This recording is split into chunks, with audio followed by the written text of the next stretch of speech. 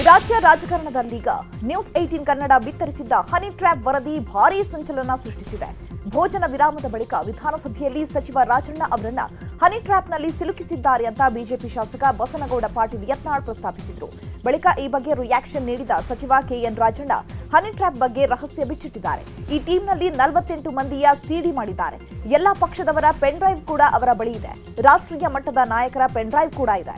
ಗೃಹ ಸಚಿವರಿಗೆ ನಾನು ಲಿಖಿತ ದೂರು ಕೊಡ್ತೀನಿ ಅಂತ ಹೇಳಿದ್ರು. ಸಹಕಾರ ಸಚಿವರು ರಾಜಣ್ಣ ಅವರು ಹೇಳಿ ಪ್ರಸ್ತಾಪ ಮಾಡಿದ್ದಿಂದ ನಾನು ಒಂದು ತಪ್ಪು ಮಾಹಿತಿ ಹೊರಗಡೆ ಹೋಗಬಾರ್ದು ಅಂತಕ್ಕಂಥ ದೃಷ್ಟಿಯಿಂದ ಎರಡು ಮಾತುಗಳನ್ನು ಹೇಳಲಿಕ್ಕೆ ಬಯಸ್ತೇನೆ. ನನ್ನ ಸಭಾಧ್ಯಕ್ಷರೇ, ಈ ಕರ್ನಾಟಕ ರಾಜ್ಯ ಅಂತ ಹೇಳಿದ್ರೆ ಇದು ಒಂದು ಸಿಡಿ ಪೆನ್ ಡ್ರೈವ್ಗಳಿಗೆ ಒಂದು ಕಾರ್ಖಾನೆ ತರ ಅಂತಕ್ಕಂಥದ್ದು ಕೂಡ ಬಹಳ ಜನ ಹೇಳ್ತಾರೆ. ನಾನು ಹೇಳ್ತಾ ಇಲ್ಲ. ಇದರಲ್ಲಿ ಎರಡು ಫ್ಯಾಕ್ಟ್ರಿ ನಿಮ್ದೊಂದಿದೆ, ಇದೊಂದಿದೆಯಾ? ನಿಮ್ದು ಯಾವ್ದು ಅಂತ ಹೇಳಿದ್ರೆ ಇಲ್ಲಿ ಯಾವ್ದು ಅಂತ ಹೇಳ್ಬೋದು. ಅದೇನೇ ಇಲ್ಲ ಅಧ್ಯಕ್ಷರೇ, ಬಹಳ ಗುರುತರವಾದಂತಹ ಒಂದು ಆರೋಪ ಅಂತೇಳಿ ನಾನು ಕೂಡ ಅನ್ಕೊಳ್ತೇನೆ. ತುಮಕೂರಿನ ಇಬ್ಬರು ಪ್ರಭಾವಿ ಸಚಿವರು ಹನಿ ಟ್ರ್ಯಾಪ್ ಅಲ್ಲಿ ಸಿಕ್ಕಾಕೊಂಡಿದ್ದಾರೆ, ಅದು ಹಾಗಾಯ್ತು ಹೀಗಾಯ್ತು ಅಂತ ಏನೇನೋ ಕಥೆಗಳು ಬರ್ತಾ ಇದ್ದಾವೆ. ತುಮಕೂರಿನಲ್ಲಿರೋರು ನಾನೊಬ್ಬ ಇದ್ದೀನಿ, ಡಾಕ್ಟರ್ ಪರಮೇಶ್ವರ್ ಅವರು ಕೂಡ ಇದ್ದಾರೆ. ನಮ್ಮಿಬ್ಬರೇ ಅಂತ ಅವರ ಉದ್ದೇಶ ಅಂತೇಳಿ ಅನ್ಕೊಳ್ತೀನಿ. ಈ ಸಿಡಿ ಮಾಡ್ತಕ್ಕಂಥದ್ದು, ಪೆನ್ ಡ್ರೈವ್ ಮಾಡ್ತಕ್ಕಂಥದ್ದು, ಇದ್ರ ಬಗ್ಗೆ ಸುಮಾರು ನಿಮ್ಗೆ ಹೇಳ್ತೀನಿ. ನನಗಿರೋ ಮಾಹಿತಿ ಅಂತ 48 ಜನಗಳಿದ್ದಾರೆ, ಒಬ್ರು ಇಬ್ರು ಇಲ್ಲ. ಅಂದ್ರೆ ಒಬ್ರು ಇಬ್ರು ಅಂತ ಹೇಳಿದ್ರೆ ಬರೀ ಇವರೇ ಅಂತಲ್ಲ, ಅವರು ಇದ್ದಾರೆ. ಆದರೆ ಇವೆಲ್ಲ ಬಹಳಷ್ಟು ಜನ ನ್ಯಾಯಾಲಯಗಳಲ್ಲಿ ಇದನ್ನ ಬಹಿರಂಗ ಮಾಡಬಾರ್ದು ಅಂತಕ್ಕಂಥದ್ದಕ್ಕೆ ಸ್ಟೇ ತಗೊಂಡಿರ್ತಕ್ಕಂಥದ್ದು. ಅಲ್ಲೂ ಕೂತವ್ರೆ, ಇಲ್ಲೂ ಕೂತವ್ರೆ, ಆ ಪ್ರಶ್ನೆ ಬೇರೆ.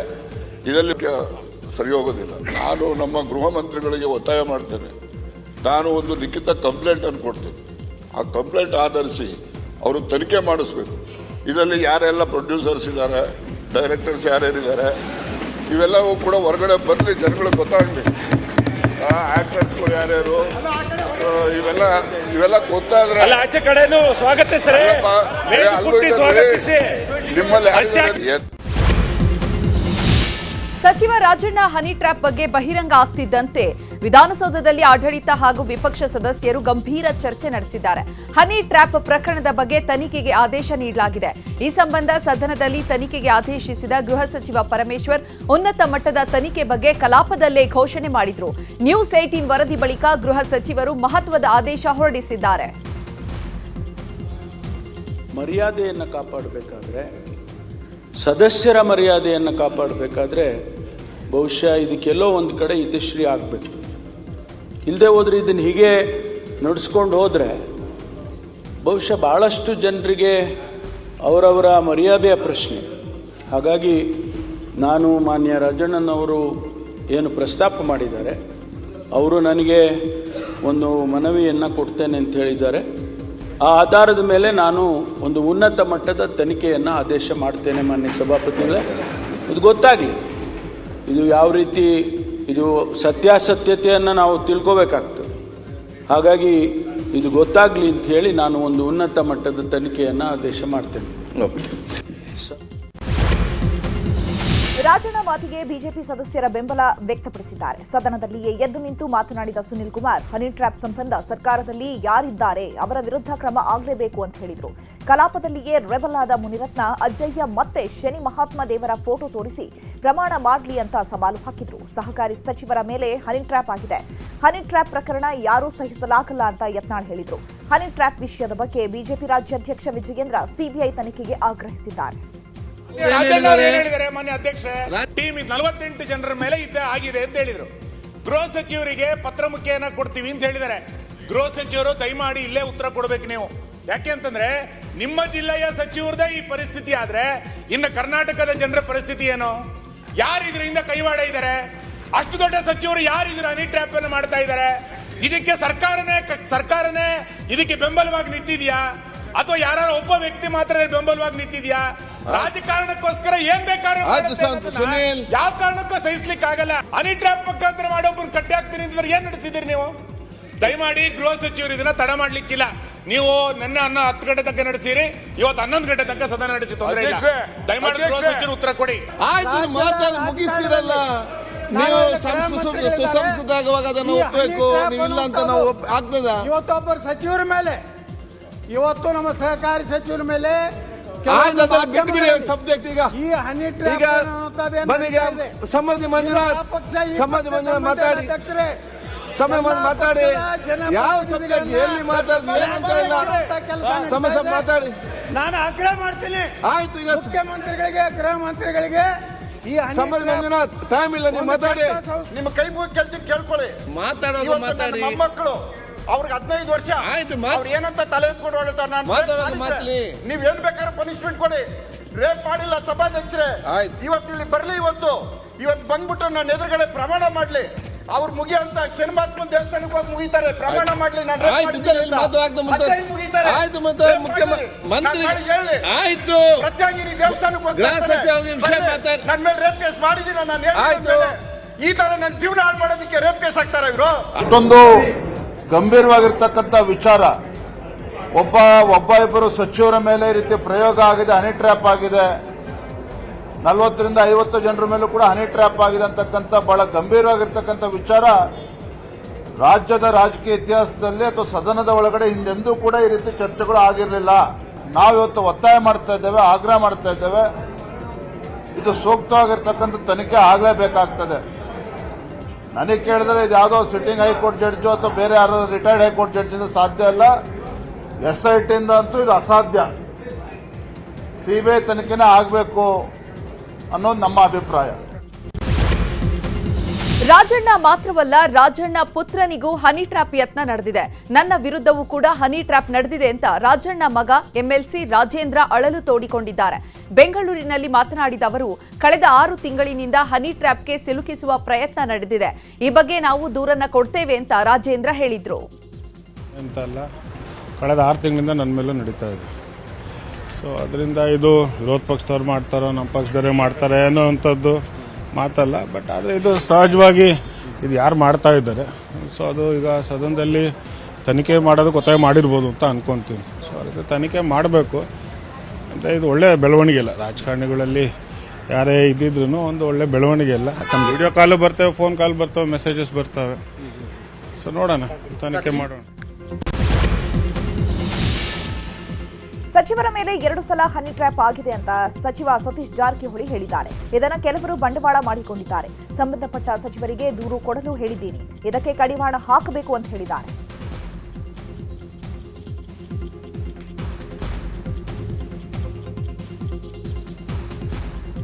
ಅದು ಮಾಡಲಾಗಿದೆ. 2 ಸಲ ಅಟೆಂಪ್ಟ್ ಮಾಡಿದ್ದಾರೆ, 2 ಟೈಮ್ಸು. ಸೊ ಅದು ಸಕ್ಸಸ್ ಆಗಿ ಇಲ್ಲ. ಈ ಥರ ಕರ್ನಾಟಕದಲ್ಲಿ ಹನಿ ಟ್ರ್ಯಾಪ್ ಆಗೋದು ಮೊದಲನೇದಲ್ಲ, ಅವಶ್ಯಕತೆ ಇಲ್ಲ. ಆದರೂ ಕೂಡ ಕೆಲವರು ಅದನ್ನೇ ಬಂಡವಾಳವಾಗಿ ಮಾಡ್ತಿದ್ದಾರೆ. ಅದಕ್ಕೆ ಕಡಿವಾಣ ಬೀಳಬೇಕು. ನಾವು ಕೂಡ ಸಂಬಂಧಪಟ್ಟ ಸಚಿವರುಗಳಿದ್ದೀವಿ, ಅದನ್ನು ದೂರು ಕೊಡ್ಲಿಕ್ಕೆ ಹೇಳಿದ್ವಿ. ಕಾನೂನಿನಿಂದ ಕಡೆನಕ್ಕೂ ಮತ್ತು ಯಾರಿದ್ದಾರೆ ಹಿಂದುಗಡೆ ಅವರು ಹೊರಗಡೆ ಬರಬೇಕು ಅನ್ನೋದು ನಮ್ಮ ಆಗ್ರಹ ಇದೆ. ನೋಡೋಣ, CM ಅವ್ರ ಜೊತೆ ಮಾತಾಡ್ತೀವಿ. ಸಂಬಂಧಪಟ್ಟ ಗೃಹ ಸಚಿವರ ಜೊತೆ ಈಗಾಗಲೇ ಮಾತಾಡಿದ್ದೀವಿ. ಹನಿ ಟ್ರ್ಯಾಪ್ ವಿಚಾರದ ಬಗ್ಗೆ DCM DKಶಿ ಮಾತನಾಡಿದ್ದಾರೆ. ಯಾರಾದರೂ ಇದ್ರೆ ಪೊಲೀಸ್ ಠಾಣೆಗೆ ಕಂಪ್ಲೇಂಟ್ ಕೊಡಲಿ, ಮೊದಲು ಕಂಪ್ಲೇಂಟ್ ಕೊಡ್ಲಿ, ಯಾರೇ ಇದ್ರೂ ತನಿಖೆ ಮಾಡೋಣ ಅಂತ ಹೇಳಿದ್ದಾರೆ. ಪೊಲೀಸ್ ಸ್ಟೇಷನ್ ಕಂಪ್ಲೇಂಟ್ ಕೊಡಿ ಫಸ್ಟ್. ಯಾರು ಇದ್ರೆ ಪೊಲೀಸ್ ಸ್ಟೇಷನ್ಗೆ ಕಂಪ್ಲೇಂಟ್ ಬರ್ದು ಕೊಡಲಿ, ಯಾರಿದ್ರು ತನಿಖೆ ಮಾಡಿಸೋಣ. ಪೊಲೀಸ್ ಸ್ಟೇಷನ್ ಕಂಪ್ಲೇಂಟ್ ಕೊಡಿ ಫಸ್ಟ್. ಯಾರು ಇದ್ರೆ ಪೊಲೀಸ್ ಸ್ಟೇಷನ್ಗೆ ಕಂಪ್ಲೇಂಟ್ ಬರ್ದು ಕೊಡಲಿ, ಯಾರಿದ್ರು ತನಿಖೆ ಮಾಡಿಸೋಣ. ಹನಿ ಟ್ರ್ಯಾಪ್ ವಿಚಾರದ ಬಗ್ಗೆ CT ರವಿ ಕೂಡ ಪ್ರತಿಕ್ರಿಯೆ ನೀಡಿದ್ದಾರೆ. ಸತೀಶ್ ಜಾರಕಿಹೊಳಿ ಅವರು ಮಾಡಿರುವಂತಹ ಆರೋಪದ ಬಗ್ಗೆ ಮಾತನಾಡಿದ ಪರಿಷತ್ ಸದಸ್ಯ CT ರವಿ, ಯಾರು ಹನಿ ಟ್ರ್ಯಾಪ್ಗೆ ಎಷ್ಟು ಇನ್ವೆಸ್ಟ್ ಮಾಡಿದ್ದಾರೆ, ಯಾವ ಉದ್ದೇಶಕ್ಕೆ ಮಾಡಿದ್ದಾರೆ, ಇದರ ಬಗ್ಗೆ ಸಮಗ್ರ ತನಿಖೆ ಆಗಬೇಕು ಅಂತ CT ರವಿ ಹೇಳಿದ್ರು. ಜಾರಕಿಹೊಳಿಯವರು ಕಾಂಗ್ರೆಸ್ ಪಾರ್ಟಿಯ ಒಬ್ಬ ಪ್ರಮುಖ ನಾಯಕ. ಈ ಸಿದ್ದರಾಮಯ್ಯನವ್ರ ಸರ್ಕಾರದಲ್ಲಿ ಒಬ್ಬ ಪ್ರಭಾವಿ ಸಚಿವ. ಅವರು ಆರೋಪ ಮಾಡಿದ್ದಾರೆ ಅಂದರೆ ಆಧಾರ ಇಲ್ಲದೆ ಆರೋಪ ಮಾಡಿರೋದಿಲ್ಲ. ಈ ಬಗ್ಗೆ ಸರಿಯಾದ ತನಿಖೆ ಆಗಬೇಕು. ಯಾರು ಹನಿ ಟ್ರ್ಯಾಪ್ ಮಾಡಿಸಿರೋದು, ಯಾರ್ಯಾರ ಮೇಲೆ ಮಾಡಿಸಿದ್ದಾರೆ, ಎಷ್ಟು ಇನ್ವೆಸ್ಟ್ಮೆಂಟ್ ಮಾಡಿದ್ದಾರೆ, ಯಾರ್ಯಾರ ಬಳಕೆ ಮಾಡ್ಕೊಂಡಿದ್ದಾರೆ, ಹನಿ ಟ್ರ್ಯಾಪ್ ಮಾಡಿದ ಮೇಲೆ ಬ್ಲಾಕ್ ಮೇಲಿಂಗ್ ಮಾಡಿದಾರಾ ಅಥವಾ ಇನ್ನೇನೋ ಉದ್ದೇಶಕ್ಕೆ ಹನಿ ಟ್ರ್ಯಾಪ್ ಮಾಡ್ತಿದ್ದಾರೆ, ಇದೆಲ್ಲದರ ಸಮಗ್ರ ತನಿಖೆಯ ಅವಶ್ಯಕತೆ ಇದೆ. ತನಿಖೆ ಆಗಲಿ ಅಂತ ನಾನು ಆಗ್ರಹಿಸ್ತೇನೆ. ರಾಜ್ಯ ರಾಜಕಾರಣದಲ್ಲಿ ತೀವ್ರ ಸದ್ದು ಮಾಡ್ತಾ ಇರೋ ಹನಿ ಟ್ರ್ಯಾಪ್ ಪ್ರಕರಣ ಸಂಬಂಧ ಸಿಎಂ ಸಿದ್ದರಾಮಯ್ಯ ಅವರನ್ನ ತುಮಕೂರು ಭಾಗದ ಸಿಎಂ ಅತ್ಯಾಪ್ತ ಸಚಿವ ಹಾಗೂ ಸಚಿವ ಕೆಎನ್ ರಾಜಣ್ಣ ಭೇಟಿಯಾಗಿದ್ದಾರೆ. ಹನಿ ಟ್ರ್ಯಾಪ್ ಮಾಸ್ಟರ್ ಮೈಂಡ್ ಬಗ್ಗೆ ಸಿಎಂ ಕೆಲ ಸಚಿವರ ಜೊತೆ ಚರ್ಚೆ ನಡೆಸಿದ್ದಾರೆ. ಗೃಹ ಸಚಿವರಿಂದಲೂ ಸಿಎಂ ಮಾಹಿತಿಯನ್ನು ಪಡೆದುಕೊಂಡಿದ್ದಾರೆ. ಪೊಲೀಸರಿಗೆ ದೂರು, ಕಾನೂನು ಹೋರಾಟ ಕುರಿತು ಸಿಎಂ ಜೊತೆ ಮಾತುಕತೆ ನಡೆಸಿದ್ದಾರೆ. ಪಂಚ್ ಡೈಲಾಗ್ಗಳಿಂದಲೇ ಹೆಸರು ಮಾಡಿರುವಂತಹ ಶಾಸಕ ಪ್ರದೀಪ್ ಈಶ್ವರ್ ಇಂದು ಮತ್ತೆ ಪಂಚ್ ಡೈಲಾಗ್ ಹೊಡೆದಿದ್ದಾರೆ. ಬಿಜೆಪಿ ಎಂಪಿಗಳು 1 ವರ್ಷದಿಂದ ಏನ್ ಮಾಡಿದ್ದಾರೆ, ಅವರ ರಿಪೋರ್ಟ್ ಅನ್ನ ಪಬ್ಲಿಷ್ ಮಾಡೋಕೆ ಹೇಳಿ ಅಂತ ಮಾತನಾಡುತ್ತಾ ತಮ್ಮ ಸಾಧನೆಯನ್ನ ಬಣ್ಣಿಸಿದ್ದಾರೆ. ಇನ್ನು ತಮ್ಮನ್ನ ಆಕ್ಸಿಡೆಂಟಲ್ ಎಂಎಲ್ಎ ಎಂದವರಿಗೆ ಪಂಚ್ ಕೊಟ್ಟಿದ್ದಾರೆ. Karnataka BJP if you think you are bad I am your dad ಎಂದಿದ್ದಾರೆ. ಕಳೆದ 1.5 ವರ್ಷದಿಂದ ಮಿನಿಮಮ್ 6000 ಪೇಜಸ್ ರಿಪೋರ್ಟ್. ಎಷ್ಟು ಜನ ನನಗೆ ಅರ್ಜಿ ಕೊಟ್ಟಿದ್ದಾರೆ, ಏನು, ಯಾವ ಹಳ್ಳಿಗೆ ಹೋಗಿದ್ದೀನಿ, ಇದನ್ನೆಲ್ಲ ನಾನು ಜನರ ಮುಂದೆ ಇಡ್ತಿದ್ದೀನಿ. ಮುಂದಿನ ಮಂಗಳವಾರ ಬೆಳಗ್ಗೆ 10:00 ಕರ್ನಾಟಕದ ಬಿಜೆಪಿಗೆ ಮತ್ತೆ ನಾನು ಕರ್ನಾಟಕ ಬಿಜೆಪಿ ಆಫೀಸ್ಗೂ ಮಂಗಳವಾರ ಕೊರಿಯರ್ ಮಾಡ್ತಾ ಇದ್ದೀನಿ. ನೀವು ಅಂದಿರೋ ನಿಮ್ಮ ಆಕ್ಸಿಡೆಂಟಲ್ ಎಂಎಲ್ಎ ರಿಪೋರ್ಟ್ ಕಾರ್ಡ್ನ ಕಳಿಸ್ತಾ ಇದ್ದೀನಿ. ಕರ್ನಾಟಕ ಬಿಜೆಪಿ ಅವರೇ, ನಿಮ್ಮ ರೆಗ್ಯುಲರ್ ಎಂಪಿಗಳು ಏನು ಕಡದ ಕಟ್ಟೆ ಹಾಕಿದಾರೋ ದಯವಿಟ್ಟು ಮಂಗಳವಾರ ರಿಪೋರ್ಟ್ ಕಾರ್ಡ್ ಇರ ಕೇಳಿ. ಕರ್ನಾಟಕದ ರಾಜಕಾರಣದ ಸಭ್ಯ ರಾಜಕಾರಣಿ ಪ್ರಹ್ಲಾದ್ ಜೋಶಿ ಸಾಹೇಬ್ರು, ಅದೇ ರೀತಿ PC ಮೋಹನ್ ಅವರು, ತೇಜಸ್ವಿ ಸೂರ್ಯ ಅವರು ಅವ್ರ ರಿಪೋರ್ಟ್ ಕಾರ್ಡ್ ನ ಪಬ್ಲಿಷ್ ಮಾಡಬೇಕು ಅಂತ ವಿನಂತಿಸ್ತೇನೆ. Karnataka BJP if you think you are bad I am your dad. ಮಂಗಳವಾರ ದಯವಿಟ್ಟು ನಾನು ರಿಪೋರ್ಟ್ ಕಾರ್ಡ್ ತಗೊಂಡ್ ಬರ್ತಾ ಇದ್ದೀನಿ. ರಾಜ್ಯದ ಜನರಿಗೆ ಕೆಇಆರ್ಸಿ ಕರೆಂಟ್ ಶಾಕ್ ನೀಡಿದೆ. ಪ್ರತಿ ಯೂನಿಟ್ಗೆ ವಿದ್ಯುತ್ಗೆ 36 ಪೈಸೆ ದರ ಹೆಚ್ಚಳ ಮಾಡಲಾಗಿದೆ. ವಿದ್ಯುತ್ ಪ್ರಸರಣ ಮತ್ತು ಎಸ್ಕಾಂ ಸಿಬ್ಬಂದಿಗಳ ಪಿಂಚಣಿ ಹಾಗೂ ಗ್ರಾಚ್ಯುಟಿಗಾಗಿ ಗ್ರಾಹಕರಿಂದಲೇ ವಸೂಲಿಗೆ ಕೆಇಆರ್ಸಿ ಮುಂದಾಗಿದೆ. ವಿದ್ಯುತ್ ದರ ಏರಿಕೆಗೆ ಬಿಜೆಪಿ ರಾಜ್ಯಾಧ್ಯಕ್ಷ ವಿಜಯೇಂದ್ರ ಕಿಡಿಕಾರಿದ್ದಾರೆ. ರಾಜ್ಯದಲ್ಲಿ ಕಾಂಗ್ರೆಸ್ ಸರ್ಕಾರ ಬಂದಾಗಿನಿಂದ ಜನರಿಗೆ ಬೆಲೆ ಏರಿಕೆ ಗ್ಯಾರಂಟಿಯನ್ನೊಂದೇ ಕೊಟ್ಟಿರೋದು. ಬೆಲೆ ಏರಿಕೆಯಿಂದ ಜನ ಕಂಗೆಟ್ಟಿದ್ದಾರೆ. ಇದು ಪಿಕ್ ಪಾಕೆಟ್ ಸರ್ಕಾರ, ಇದನ್ನ ಸದನದಲ್ಲಿ ಪ್ರಶ್ನೆ ಮಾಡ್ತೇವೆ ಎಂದಿದ್ದಾರೆ. ಇತ್ತ ಅಶೋಕ್ ಕೂಡ ಮಾತನಾಡಿ ವಿದ್ಯುತ್ ಶಕ್ತಿ ಬಿಲ್ ಅನ್ನ ಹೆಚ್ಚಿಸಿ ಸರ್ಕಾರ ರಾಜ್ಯದ ಜನರನ್ನ ಗಾಣದ ರೀತಿ ರುಬ್ಬುತ್ತಿದೆ. ಗ್ಯಾರಂಟಿಗೆ ಹಣ ಇಲ್ಲದೆ ದರ ಏರಿಕೆ ಮಾಡಿದ್ದಾರೆ ಅಂತ ಹೇಳಿದ್ರು. ಇನ್ನು ಕರೆಂಟ್ ಬಿಲ್ ಏರಿಕೆ ಸಂಬಂಧ ವಿಧಾನಸೌಧದಲ್ಲಿ ಮಾತನಾಡಿದ ಸಚಿವ ಕೆಜೆ ಜಾರ್ಜ್, ಹಿಂದಿನ ಸರ್ಕಾರ ಬೆಸ್ಕಾಂ ಕೆಪಿಟಿಎಲ್ ಡಿವೈಡ್ ಮಾಡಿದ್ರು. ಆ ವೇಳೆ ಎಂಪ್ಲಾಯಿಗಳಿಗೆ ಗ್ರಾಚ್ಯುಟಿಯನ್ನ ಕೊಡಬೇಕಿತ್ತು, ಹೀಗಾಗಿ ಹೆಚ್ಚಳ ಆಗಿದೆ ಅಂತ ಹೇಳಿದ್ರು. ಸರ್ಕಾರ ಬೇರೆ ಬೇರೆ ಭಾಗ ನಮ್ಮ ಎಸ್ಕಾಮ್ಸ್ ಡಿವೈಡ್ ಮಾಡಿದ್ರು, ಕೆಪಿಟಿಸಿ ಎಲ್ಲ ಡಿವೈಡ್ ಮಾಡಿದ್ರು. ಆ ಸಂದರ್ಭದಲ್ಲಿ ಸುಮಾರು 30,000 ಎಂಪ್ಲಾಯಿಗಳು ನಮ್ಮ KEB ಇದ್ದು ಅವ್ರನ್ನೆಲ್ಲ ಬೇರೆ ಬೇರೆ ಎಸ್ಕಾಮಿಗೆ ಕೊಟ್ಟರು. ಆವತ್ತು ಅವರಿಗೆ ಪೆನ್ಷನ್ ಮತ್ತೆ ಗ್ರಾಚ್ಯುಟಿ ಫಂಡ್, ಆ ಗ್ರಾಚ್ಯುಟಿ ಫಂಡು ಪೆನ್ಷನ್ ಆ ಟೈಮಲ್ಲಿ ಕೆಪಿಟಿಸಿಯಲ್ಲಿಗೆ ಒಪ್ಪಿಸಿದ್ರು. ಕೆಪಿಟಿಸಿಯಲ್ಲೂ ಅದನ್ನು ಕೊಡ್ತಾ ಇದ್ರು, ಸರ್ಕಾರದಿಂದ ಅದಕ್ಕೆ ದುಡ್ಡು ಕೊಡ್ತಾ ಇದ್ರು. ಈಗ ಸರ್ಕಾರ ಏನು ಹೇಳ್ತಾರೆ, ಅದು ಎಸ್ಕಾಮ್ ಅವ್ರದ್ದು ರೆಸ್ಪಾನ್ಸಿಬಿಲಿಟಿ ಇದೆ. ಅದಕ್ಕೆ KRCಗೆ ಹೋಗ್ಬಿಟ್ಟು ಇದು ಕೊಟ್ಟಿದ್ದಾರೆ, ಎಸ್ಕಾಮ್ಸ್ ಅವ್ರು ಕೊಟ್ಟಿದ್ದಾರೆ. ಈ ಹಳೆಯ ಪೆನ್ಷನ್ ಗ್ರಾಚ್ಯುಟಿ ಅದರ ಗ್ರಾಹಕರೇ ಕೊಡಬೇಕು. ಎಂಇಎಸ್ ನಿಷೇಧಕ್ಕೆ ಆಗ್ರಹಿಸಿ ಮಾರ್ಚ್ 22ರಂದು ರಾಜ್ಯ ಬಂದ್ಗೆ ಕರೆ ನೀಡಲಾಗಿದೆ. ಹೀಗಾಗಿ ಬೆಂಗಳೂರಿನ ಮೈಸೂರು ಬ್ಯಾಂಕ್ ಸರ್ಕಲ್ನಿಂದ ಮಲ್ಲೇಶ್ವರಂ ಕಡೆ ವಾಟಾಳ್ ನಾಗರಾಜ್ ಪ್ರಚಾರದ ರ್ಯಾಲಿ ನಡೆಸಿದರು. ಮಲ್ಲೇಶ್ವರಂ ಕಡೆ ಹೋಗದಂತೆ ಪೊಲೀಸರು ತಡೆದರು. ಫ್ರೀಡಂ ಪಾರ್ಕ್ ವರೆಗೆ ಮಾತ್ರ ರ್ಯಾಲಿಗೆ ಅವಕಾಶ ನೀಡಿದರು. ಹೀಗಾಗಿ ಫ್ರೀಡಂ ಪಾರ್ಕ್ನತ್ತ ರ್ಯಾಲಿ ತೆರಳಿತು. ಪೊಲೀಸ್ ಕಮಿಷನರ್ ಭೇಟಿಯಾದ ವಾಟಾಳ್ ನಾಗರಾಜ್ ಬಂದ್ ಬೆಂಬಲ ಕೋರಿ ರ್ಯಾಲಿ ಮಾಡಲು ಪೊಲೀಸರು ಅವಕಾಶ ಕೊಡ್ತಾ ಇಲ್ಲ ಅಂತ ದೂರಿದರು. ಮತ್ತೊಂದೆಡೆ ಡಿಸಿಎಂ ಡಿಕೆ ಶಿವಕುಮಾರ್ ಬಂದ್ಗೆ ಬೆಂಬಲ ಕೊಡಲ್ಲ ಅಂತ ಹೇಳಿದ್ದಾರೆ. ಇದಕ್ಕೆ ವಾಟಾಳ್ ನಾಗರಾಜ್ ಕಿಡಿಕಾರಿತು. ಉಪಮುಖ್ಯಮಂತ್ರಿಗಳು ಮುಖ್ಯಮಂತ್ರಿ ಅಲ್ಲ, ನಾವು ಬಂದ್ ಮಾಡ್ತಿರೋದು ನಮ್ಮ ಜನಕ್ಕೆ. ನೀವು ಮೇಕೆದಾಟು ಹೋರಾಟ ಮಾಡಿದ್ರಿ, ಯಾರಿಗ್ ಮಾಡಿದ್ರಿ, ಯಾಕೆ ಮಾಡಿದ್ರಿ, ನೀವು ಈ ತರ ಮಾಡಿದ್ದು ಸರಿಯಲ್ಲ. ನೀವು ಏನೇ ಹೇಳಿದ್ರು ಬಂದ್ ಮಾಡೇ ಮಾಡ್ತೀವಿ ಅಂತ ಹೇಳಿದ್ರು. ಸಾರಾ ಗೋವಿಂದ್ ಮಾತನಾಡಿ ವೈಯಕ್ತಿಕ ಹೋರಾಟ ಮಾಡ್ತಿಲ್ಲ, 20 ಬೇಡಿಕೆ ಇಟ್ಕೊಂಡು ಹೋರಾಟ ಮಾಡ್ತಿದ್ದೇವೆ ಅಂತ ಹೇಳಿದ್ದಾರೆ. ಕರ್ನಾಟಕ ಬಂದ್ ಸಂಬಂಧ ಫಿಲ್ಮ್ ಚೇಂಬರ್ ಅಧ್ಯಕ್ಷ ನರಸಿಂಹಲು ಮಾತನಾಡಿದ್ದಾರೆ. ಅಖಂಡ ಕರ್ನಾಟಕ ಬಂದ್ಗೆ ಕರೆ ನೀಡಲಾಗಿದೆ. ರಾಜಣ್ಣ ಅವರ ಕಾಲದಿಂದ ನೆಲ, ಜಲ, ಭಾಷೆ ಬೆಂಬಲವನ್ನ ಕೊಟ್ಟಿದ್ದೇವೆ. ಇವತ್ತು ಸಭೆಯನ್ನ ಮಾಡಿದ್ದೇವೆ. ಪ್ರದರ್ಶಕರ ಸಂಘದಿಂದಾಗಿ ಬಂದ್ಗೆ ಬೆಂಬಲವನ್ನ ನೀಡುತ್ತಾ ಮಧ್ಯಾಹ್ನದವರೆಗೂ ಕೂಡ ಥಿಯೇಟರ್ ಕ್ಲೋಸ್ ಮಾಡಲು ಬೆಂಬಲವನ್ನ ಕೊಡ್ತಿದ್ದೀವಿ ಎಂದಿದ್ದಾರೆ. ಶನಿವಾರ ರಾಜ್ಯ ಬಂದ್ಗೆ ಎಪಿಎಂಸಿ ಕಾರ್ಮಿಕ ಒಕ್ಕೂಟ ಬೆಂಬಲ ನೀಡಿಲ್ಲ. ಬಂದ್ ಆಯೋಜಕರು ಇಲ್ಲಿವರೆಗೆ ಎಪಿಎಂಸಿ ಯಾರ್ಡ್ ಕಾರ್ಮಿಕ ಸಂಘಟನೆಗಳ ಸಂಪರ್ಕ ಮಾಡಿಲ್ಲ. ಬಂದ್ಗೆ ಬೆಂಬಲ ನೀಡದೇ ಇರಲು ತೀರ್ಮಾನಿಸಲಾಗಿದೆ. ಎಂದಿನಂತೆ ಎಪಿಎಂಸಿಯಲ್ಲಿ ಕೆಲಸ ನಿರ್ವಹಿಸಲು ನಿರ್ಧರಿಸಲಾಗಿದೆ. ಕೇಂದ್ರ ಗುಪ್ತಚರ ಇಲಾಖೆ ಹಾಗೂ ಮಿಲಿಟರಿ ಇಂಟೆಲಿಜೆನ್ಸ್ ಅಧಿಕಾರಿಗಳು ಕಾರ್ಯಾಚರಣೆ ನಡೆಸಿದ್ದಾರೆ. ಬೆಂಗಳೂರಲ್ಲಿ ಪಾಕ್ ಗೂಢಾಚಾರಿಯೊಬ್ಬನನ್ನ ಬಂಧಿಸಿದ್ದಾರೆ. ಬಿಇಎಲ್ನಲ್ಲಿ ಕೆಲಸ ಮಾಡ್ತಾ ಇದ್ದ ದೀಪ್ ರಾಜ್ ಚಂದ್ರ ಎಂಬಾತನನ್ನ ಅರೆಸ್ಟ್ ಮಾಡಲಾಗಿದೆ. ಪಿಐಡಿಸಿ ವಿಭಾಗದಲ್ಲಿ ಕೆಲಸ ಮಾಡ್ತಾ ಇದ್ದಂತಹ ಉತ್ತರ ಪ್ರದೇಶ ಮೂಲದ ದೀಪ್ ರಾಜ್ ಚಂದ್ರ 3 ವರ್ಷದಿಂದ ಪಾಕಿಸ್ತಾನದ ಐಎಸ್ಐ ಲೇಡಿ ಜೊತೆ ಸಂಪರ್ಕದಲ್ಲಿದ್ದಂತೆ. ಆರೋಪಿಯ ಫೋನ್, ಲ್ಯಾಪ್ಟಾಪ್ ಅನ್ನ ಮಿಲಿಟರಿ ಇಂಟೆಲಿಜೆನ್ಸ್ ವಶಕ್ಕೆ ಪಡ್ಕೊಂಡಿದೆ. ಈ ಸಂಬಂಧ ಬೆಂಗಳೂರಿನಲ್ಲಿ ಮಾತನಾಡಿದ ಗೃಹ ಸಚಿವ ಪರಮೇಶ್ವರ್, ದೀಪ್ ರಾಜ್ ಚಂದ್ರ ದೇಶಕ್ಕೆ ದ್ರೋಹ ಮಾಡುವ ಕೆಲಸ ಮಾಡಿದ್ದಾರೆ ಅಂತ ಹೇಳಿದರು. ಭಾರತೀಯ ಎಲೆಕ್ಟ್ರಾನಿಕ್ಸ್ ಲಿಮಿಟೆಡ್ ಕಂಪನಿಯಲ್ಲಿ ಒಬ್ಬ ವ್ಯಕ್ತಿ ದೀಪ್ ರಾಜ್ ಚಂದ್ರ ಪಾಕಿಸ್ತಾನದ ಇಂಟೆಲಿಜೆನ್ಸ್ನವ್ರ ಜೊತೆ ಸಂಪರ್ಕ ಇಟ್ಕೊಂಡು ಬಹಳ ಕ್ಲಾಸಿಫೈಡ್ ಇನ್ಫಾರ್ಮೇಷನನ್ನು ಅವರಿಗೆ ತಲುಪಿಸ್ತಾ ಇದ್ರು ಅಂತೇಳಿ ನಮ್ಮ ಸ್ಟೇಟ್ ಇಂಟೆಲಿಜೆನ್ಸ್ನವರು ಮತ್ತು ಮಿಲಿಟರಿ ಇಂಟೆಲಿಜೆನ್ಸ್ನವರು ಭಾರತೀಯ ಎಲೆಕ್ಟ್ರಾನಿಕ್ಸ್ ಲಿಮಿಟೆಡ್ ಕಂಪನಿಯಲ್ಲಿ ಕೊಪ್ಪಳ ಜಿಲ್ಲೆ ತಿಪ್ಪನಾಳದ ಗ್ರಾಮ ಪಂಚಾಯಿತಿ ಸದಸ್ಯೆಯ ಪತಿಯಿಂದ ದೌರ್ಜನ್ಯದ ಆರೋಪ ಕೇಳಿಬಂದಿದೆ. ನಿವೇಶನ ಬಿಟ್ಟುಕೊಡಿ ಅಂತ ಗ್ರಾಮ ಪಂಚಾಯಿತಿ ಸದಸ್ಯೆ ಶ್ರೀದೇವಿ ಅನ್ನೋರು ತಿಪ್ಪನಾಳದ ಸುಶೀಲಮ್ಮ ವಿಶ್ವಕರ್ಮ ಎಂಬುವವರ ಮೇಲೆ ದೌರ್ಜನ್ಯವನ್ನು ಎಸಗಿದ್ದಾರೆ. ಈ ಬಗ್ಗೆ ಕ್ರಮಕ್ಕೆ ಆಗ್ರಹಿಸಿ ಆಕ್ರೋಶವನ್ನ ವ್ಯಕ್ತಪಡಿಸಲಾಗ್ತಾ ಇದೆ. ಯಾದಗಿರಿಯಲ್ಲಿ ಲವ್ ಸೆಕ್ಸ್ ದೋಖಾ ಆರೋಪ ಕೇಳಿಬಂದಿದೆ. ವಿಧವೆ ಮಹಿಳೆಯನ್ನ ಪುಸಲಾಯಿಸಿ ಆಕೆಯ ಆಸ್ತಿ ಮಾರಾಟ ಮಾಡಿ ವಂಚನೆ ಮಾಡಿರುವುದು ಬೆಳಕಿಗೆ ಬಂದಿದೆ. ಶಹಾಪುರ ತಾಲೂಕಿನ ತಡಿಬಿಡಿ ಗ್ರಾಮದ ಮಾಳಪ್ಪ ಪೂಜಾರಿ ಎಂಬಾತ ಕೃತ್ಯ ನಡೆಸಿರೋದು. ಮಾಳಪ್ಪನ ವಿರುದ್ಧ ಕ್ರಮ ಕೈಗೊಳ್ಳಲು ಪೊಲೀಸರು ಹಿಂದೇಟು ಹಾಕ್ತಿದ್ದಾರೆ ಅಂತ ಡೀಸೆಲ್ ಸಮೇತ ಮಹಿಳೆ ಎಸ್ಪಿ ಕಚೇರಿಗೆ ಬಂದಿದ್ದಾಳೆ. ನಟಿ ರನ್ಯಾ ರಾವ್ ಗೋಲ್ಡ್ ಸ್ಮಗ್ಲಿಂಗ್ ಪ್ರಕರಣಕ್ಕೆ ಹೊಸ ಟ್ವಿಸ್ಟ್ ಸಿಕ್ಕಿದೆ. ದುಬೈನಲ್ಲಿ ರನ್ಯಾಗೆ ಗೋಲ್ಡ್ ಕೊಟ್ಟಿದ್ದೇ ತರುಣ್ ರಾಜ್ ಅನ್ನೋದು ಡಿಆರ್ಐ ವಿಚಾರಣೆ ವೇಳೆ ತಿಳಿದು ಬಂದಿದೆ.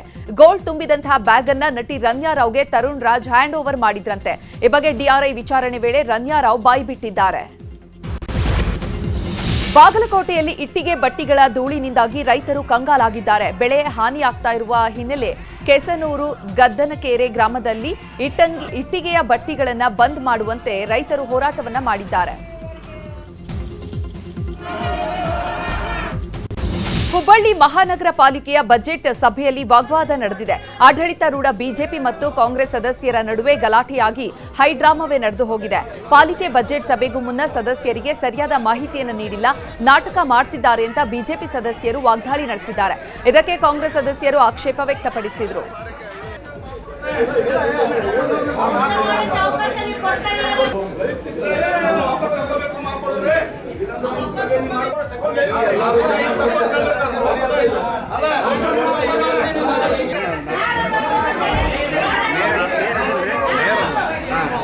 ಅದಕ್ಕೆ ಸಾರಿಗೆ ಇದು ವಾಪಸ್ ತಗೋತ ಇದು ಮಾಡ್ರ ಅಂತ ಹೇಳಿದ್ರು.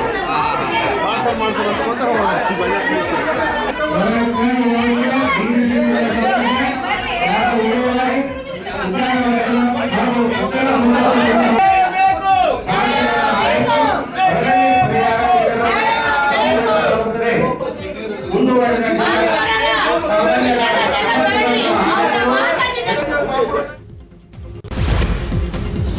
ಬೆಳಗಾವಿ ಜಿಲ್ಲೆ ರಾಯಭಾಗ ತಾಲೂಕಿನ ಚಿಂಚಲಿ ಪಟ್ಟಣ ಪಂಚಾಯಿತಿಯಲ್ಲಿ ಮೂಲ ದಾಖಲೆಗಳ ಕಳ್ಳತನ ಮಾಡಲಾಗಿದೆ. ಕಾರ್ಯಾಲಯದ ಬಾಗಿಲು ಮುರಿದು ಲಾಕರ್ನಲ್ಲಿರುವ ಮಹತ್ವದ ದಾಖಲೆಗಳನ್ನು ಕಿಡಿಗೇಡಿಗಳು ಕಳ್ಳತನ ಮಾಡಿ ಎಸ್ಕೇಪ್ ಆಗಿದ್ದಾರೆ.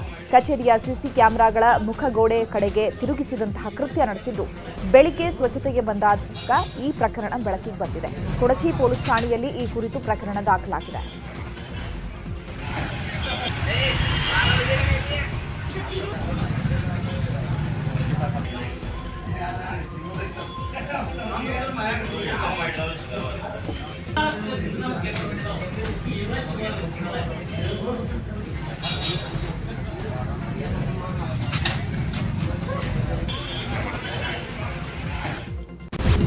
ಹಾಸನದಲ್ಲಿ ಕಾಡಾನೆ ವಿಕ್ರಾಂತ್ ಆಪರೇಷನ್ 3ನೇ ದಿನ ಸಕ್ಸಸ್ ಆಗಿದೆ. ವಾಟಿಹಳ್ಳಿ ಗ್ರಾಮದ ಕಾಫಿ ತೋಟದಲ್ಲಿ ನಿಂತಿದ್ದ ಕಾಡಾನೆ ವಿಕ್ರಾಂತ್ನನ್ನ ಸೆರೆ ಹಿಡಿಯಲಾಗಿದೆ. 2 ಕಾಡಾನೆಗಳಿಂದ ವಿಕ್ರಾಂತ್ ಬೇರ್ಪಡಿಸಿ ಅರವಳಿಕೆ ಚುಚ್ಚುಮದ್ದು ನೀಡಿ ಅರಣ್ಯಾಧಿಕಾರಿಗಳು ಸೆರೆ ಹಿಡಿದಿದ್ದಾರೆ.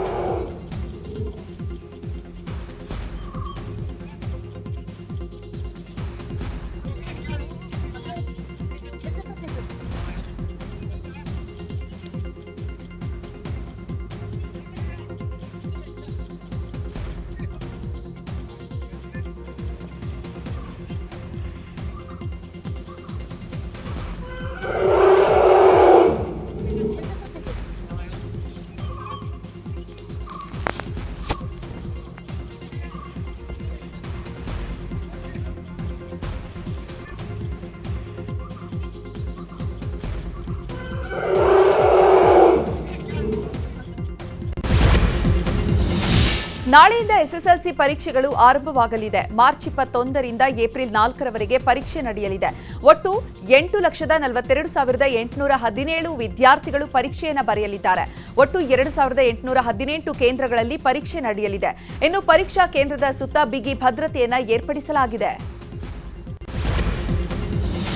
ಸ್ಯಾಂಕಿ ಟ್ಯಾಂಕ್ನಲ್ಲಿ ಕಾವೇರಿ ಆರತಿಗೆ ಗ್ರೀನ್ ಸಿಗ್ನಲ್ ಸಿಕ್ಕಿದೆ. ಬಿಡಬ್ಲ್ಯೂಎಸ್ಎಸ್ಬಿ ಆಯೋಜಿಸಿರುವ ಕಾವೇರಿ ಆರತಿಗೆ ಹೈಕೋರ್ಟ್ನಿಂದ ಅನುಮತಿ ದೊರಕಿದೆ. ಕಾವೇರಿ ಆರತಿಗೆ ತಡೆಕೋರಿ ಮಧ್ಯಂತರ ಅರ್ಜಿ ಸಲ್ಲಿಸಲಾಗಿತ್ತು. ಅರ್ಜಿ ವಿಚಾರಣೆ ನಡೆಸಿದ ಹೈಕೋರ್ಟ್ ಆರತಿಗೆ ಅನುಮತಿ ನೀಡಿದೆ.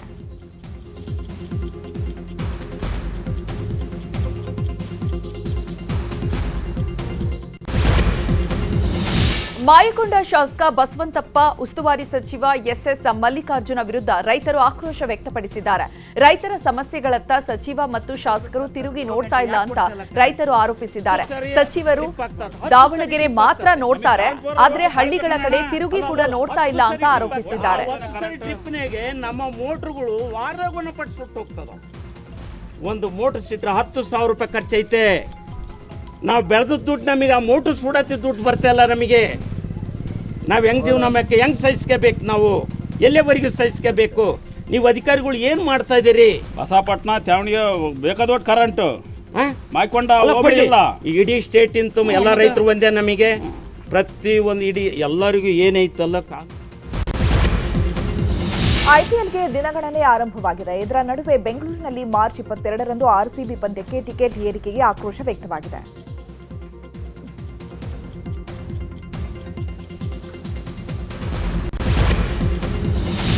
ಅಕ್ರಮ ಬೆಟ್ಟಿಂಗ್ ಆಪ್ಗಳ ಪ್ರಮೋಟ್ ಮಾಡಿದ ಆರೋಪದ ಸಂಬಂಧ ತೆಲುಗಿನ ನಟ ನಟಿಯರಿಗೆ ಮಿಯಾಪುರ ಪೊಲೀಸರು ಶಾಕ್ ಕೊಟ್ಟಿದ್ದಾರೆ. ಈ ಸಂಬಂಧ 25 ನಟ ನಟಿಯರ ವಿರುದ್ಧ ದೂರು ದಾಖಲಾಗಿದೆ.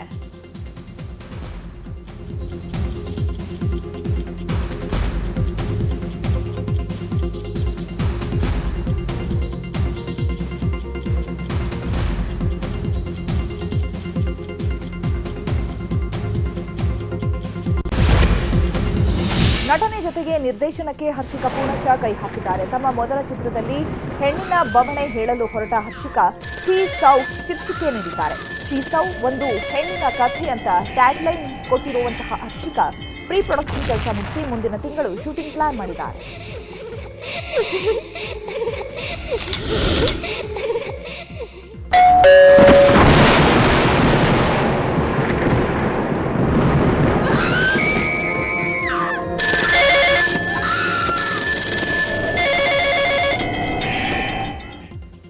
ಇನ್ನು ನಟನೆ ಜೊತೆಗೆ ನಿರ್ದೇಶನಕ್ಕೂ ಕೂಡ ಕೈ ಹಾಕಿದ್ದಾರೆ ಹರ್ಷಿಕಾ ಪೂಣಚ್ಚ. ತಮ್ಮ ಮೊದಲ ಚಿತ್ರದಲ್ಲಿ ಹೆಣ್ಣಿನ ಬವಣೆಯನ್ನ ಹೇಳೋದಕ್ಕೆ ಹೊರಟಿದ್ದಾರಂತೆ. ಆ ಚಿತ್ರಕ್ಕೆ ಈಗ ಚೀಸೌ ಅಂತ ಶೀರ್ಷಿಕೆ ಅಡಿಯಲ್ಲಿ ಈಗ ಆ ಒಂದು ವಿಡಿಯೋವನ್ನ ಮಾಡೋದಕ್ಕೆ, ಮೂವಿಯನ್ನ ಮಾಡೋದಕ್ಕೆ ಹೊರಟಿದ್ದಾರೆ. ಹೆಣ್ಣಿನ ಕಥೆ ಅಂತ ಟ್ಯಾಗ್ಲೈನ್ ಅನ್ನ ಕೊಟ್ಟಿರುವಂತಹ ಹರ್ಷಿಕಾ ಪ್ರೀ ಪ್ರೊಡಕ್ಷನ್ ಕೆಲಸವನ್ನ ಮುಗಿಸಿ ಮುಂದಿನ ತಿಂಗಳು ಶೂಟಿಂಗ್ ಪ್ಲಾನ್ ಮಾಡ್ಕೊಂಡಿದ್ದಾರೆ.